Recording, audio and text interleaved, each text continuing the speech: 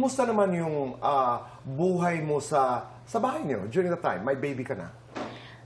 Tito Boy, mahirap po. Mahirap po.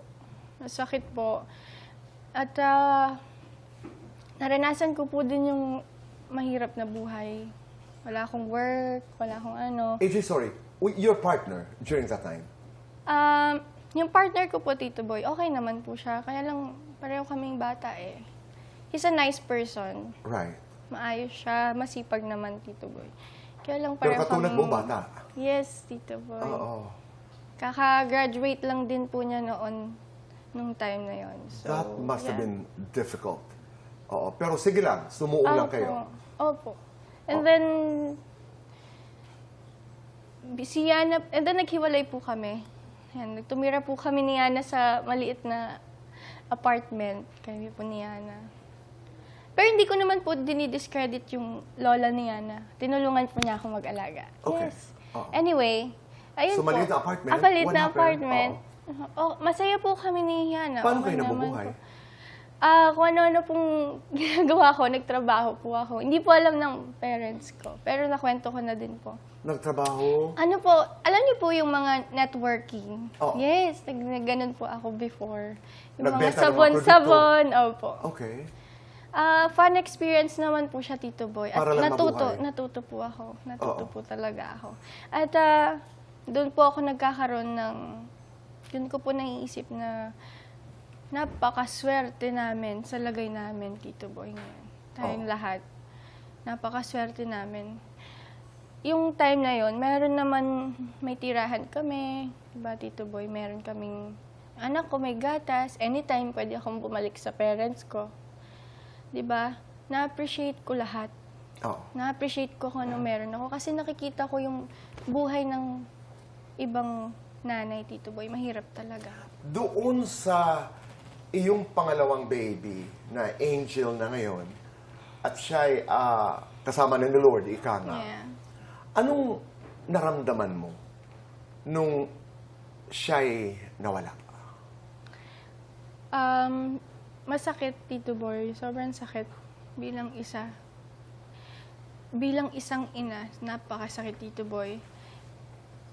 Parang wala pong tamang word kung paano i-describe yung nararamdaman ko noon. Pero, hindi po siya nawala sa isip ko ever since. Si Aaron ay angel lang na ngayon. Halimbawa lamang nandito lang siya, anong sasabihin mo sa kanya?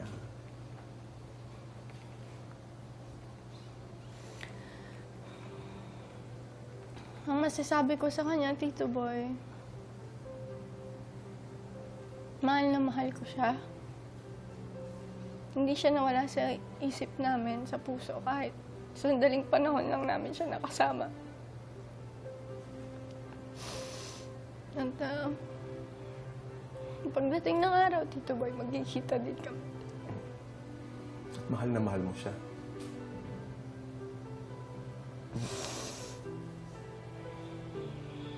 Siguro, yun lang po, Tito Boy. Sabi niya siguro.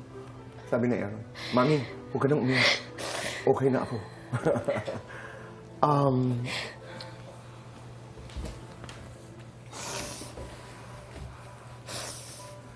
Pagkatapos ng ating pag-uusap dito, siyempre nalaman na ng madla, nalaman na ng sambayanan yung kwento ng buhay mo. Paano naman nabago ang buhay niyo nila Aljur at ng mga bata? Sobrang peaceful po namin ngayon, Tito Boy. Hindi, noon, di ba, yung pagkatapos malaman na ng tao, lumalabas na kayong magkakasama? Opo. Lumalabas po kami. Nung after po namin dito, Tito Boy, ang ganda po ng kinalabasan, di ba? Actually, expected ko po nun, Tito Boy, bigay ko na lahat nung araw na yun. Di ba, nang masira ako, mawala na ng trabaho. Mabigyan ko lang ng freedom yung mga anak ko. Okay na ako. Pero hindi ko po in-expect na ang ganda po pala ng kalalabasan, Tito Boy, nung interview na yon. Thank you so much, Tito Boy, You're for being welcome. fair. At salamat din sa iyong pagtitiwala. Thank you. Yun At lang. salamat, Jeric, sa iyong pagtitiwala. Thank you po. And ang una po namin ginawa ng mga anak ko, si Aljur at yung mga anak din po niya kasama namin. Nagbigay po kami ng pasasalamat sa Diyos. Sumaten po kami ng Thanksgiving Day. Nagpasalamat po kami. Nagsamba po kami, Tito Boy.